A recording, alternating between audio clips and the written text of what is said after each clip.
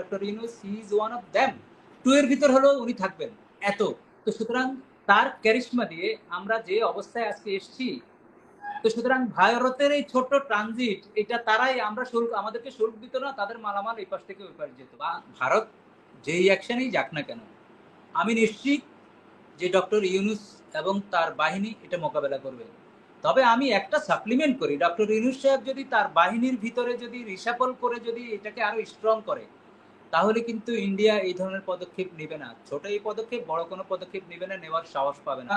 আমি যে middle east burn হচ্ছে, গাজা অন ফায়ার, এবং এই যে মানবতার বিপর্যয়, সেজন্য আজকে আপনার অনুষ্ঠানে প্রার্থনা করি যাতে গাজাবাসীর অমানিসার অন্ধকারটা যাতে ভোর হয়, যাতে এই মানুষের অমানবিক যে নির্যাতন, অপমান, হত্যা এগুলো বন্ধ হয়।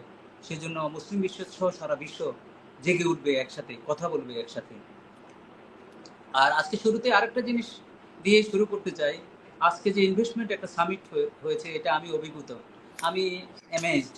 আমি জানি না এত সুন্দর করে কথা বলা, এত স্মার্ট উপস্থাপনা আমি আর দেখেছি কিনা আমার মনে পড়ে না। তো এই কারণে এই যারা আয়োজন করেছেন এবং বর্তমান সরকারের যারা প্রধান আছেন, হেডমাস্টার সহ সবাইকে অভিনন্দন জানাচ্ছি।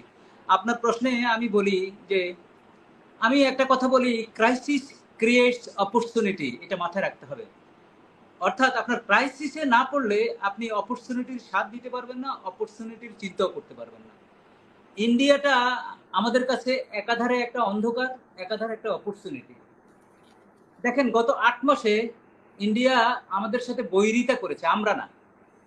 শুধু বৈরিতা না, শত্রুতার এমন পর্যায়ে গিয়েছে যে তাদের জেনারেল আমার দেশের রাজনীতি কিভাবে হবে তার ডিকটেশন দিয়েছে।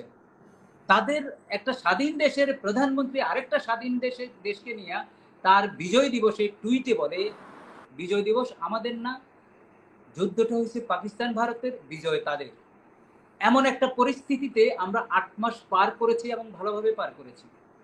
আমাদের অর্থনীতি শূন্যের কোটায় ছিল, রিজার্ভ শূন্যের কোটায় ছিল, ক্রাইসিসটা এমন পর্যায়ে হান্স করেছে মানুষ, এবং সত্যিকার অর্থে ইকোনমিস্টরা এত ভয় পেয়েছে। তার পাশাপাশি ভারতের এই বৈরিতার কারণে মনে করলো যে আমরা নাই নাই হয়ে গেলাম। কিন্তু আমাদের হেডমাস্টার নাম্বার 1 এত উঁচু মাত্রায়, পৃথিবীতে এখন 2-1 জনের ভিতর যদি কাউকে মূল্যায়ন করা হয়, doctor Yunus he is one of them. 2 এর ভিতর হলেও উনি থাকবেন। এত। তো সুতরাং তার ক্যারিশমা দিয়ে আমরা যে অবস্থায় আজকে এসেছি, তো সুতরাং ভারতের এই ছোট্ট ট্রানজিট এটা তারাই আমরা শুল্ক আমাদেরকে শুল্ক দিত না, তাদের মালামাল এই পাশ থেকে ওই পাশ যেত।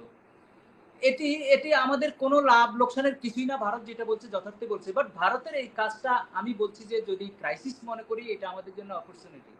আমি মনে করি, সত্যি কথা একটা বলি, রাজনৈতিক বিশ্লেষক যদি মনে করি বা যদি রাজনীতি অঙ্গনে বিচরণ করে থাকি, আমার অভিজ্ঞতা থেকে বলি, এই যে অনেকে বলে যে আওয়ামী লীগ আসবে আসবে, আওয়ামী লীগ আসবে, এইসব কথা কেন আসতেছে, বা আমাদের এই মিডিয়াতে আওয়ামী লীগ এত সোচ্চার কেন, অনেকে এটা নিয়ে সমালোচনা করে, তাই না?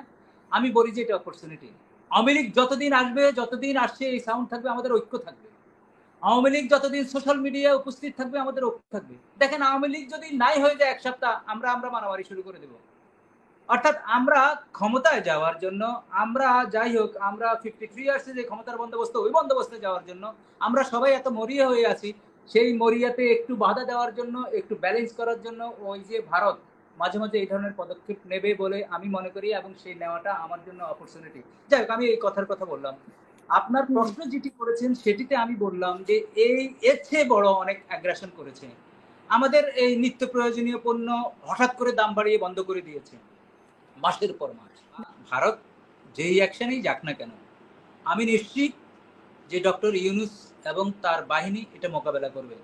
তবে আমি একটা সাপ্লিমেন্ট করি, ডক্টর ইউনূস সাহেব যদি তার বাহিনীর ভিতরে যদি রিশাফল করে যদি এটাকে আরো স্ট্রং করে, তাহলে কিন্তু ইন্ডিয়া এই ধরনের পদক্ষেপ নেবে না। ছোট এই পদক্ষেপ বড় কোনো পদক্ষেপ নেবে না, নেওয়ার সাহস পাবে না।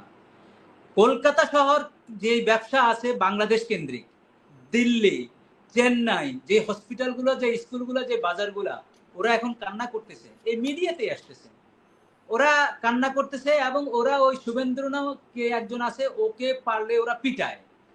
আমি এই শব্দটা হয়তো ভেঙে ভেঙে লই, আর এই পিটানো শব্দটা ব্যবহার করা ঠিক হচ্ছে না, মানে তাকে এই অবস্থার উপক্রম হয়েছে। হ্যাঁ, অর্থাৎ বাংলাদেশ থেকে শুভেন্দুকে নিয়ে অনেক বাংলাদেশের আন্দোলনও সাথে হয়েছে। হ্যাঁ, আপনি বুঝতে হবে বাংলাদেশের সাথে তাদের বিনিয়োগের যে ভারসাম্য ছিল না, অর্থাৎ তারা কিন্তু আপার হ্যান্ডে তারা সব নিয়ে যেত, চুষে নিয়ে যেত। অর্থাৎ আমাদের দেশের সবকিছু তারা ব্যবহার করতো, বন্দর রাস্তাঘাট কোনো শুল্ক দিত না। শুরুতে নাকি 2400 টাকা দিত, পরে শেখ হাসিনা এসে 500 না 400 টাকা করেছে। আমাদের ফ্যাসিস্ট শেখ হাসিনা বলেছে যা দিয়েছি তারা সারা জীবন মনে রাখবে, এবং তারা মনে রাখছে, কিন্তু তারা কিন্তু অকৃতজ্ঞ না। শেখ হাসিনার প্রতি তারা কিন্তু কৃতজ্ঞতাই প্রকাশ করছে। সারা পৃথিবীর ঘৃণিত একজন ব্যক্তিকে সারা পৃথিবীর বিরোধিতা সত্ত্বেও জায়গা দিয়েছে। তো শেখ হাসিনার প্রতি তারা জাস্টিফাই ছিল। তারা তাদের যে এই শেখ হাসিনাকে তারা যেভাবে ব্যবহার করেছে, আর আমি আর কি বলবো, ব্যারিস্টার সারোয়ার আছেন, উনি সুন্দর করে বলতে পারবেন। তো সুতরাং আমি মনে করি ভারতের এইসব পদক্ষেপ আমাদের জন্য ভালো। আমরা সেলফ মেড হতে চাচ্ছি, আমরা দাঁড়াতে চাচ্ছি, আমরা স্বনির্ভর হওয়ার যে একটা বন্দোবস্তের দরকার সেটা ভারত করে দেবে, করে দিচ্ছে, এটি আমি বলে মনে করি। এবং আমি মনে করি শেষ বাক্য এটা দিয়ে, ওই যে শুরু করলাম, যখনই ক্রাইসিস আসবে আমরা এক হব, আমাদের একতার খুব দরকার। এবং আমি মনে করি এই ভারতের এই সিগনালে আমাদেরকে একতার বন্ধনে আবদ্ধ হতে আরেকটা সিগনাল, এবং এই সিগনাল যদি আমরা বুঝে থাকি আমরা এক হব, আমরা বিভাজিত হব না, আমরা বিভাজিত হয়ে আমাদের ঐক্য নষ্ট করব না, আমাদের সরকারকে দুর্বল করব না। ধন্যবাদ আপনাকে।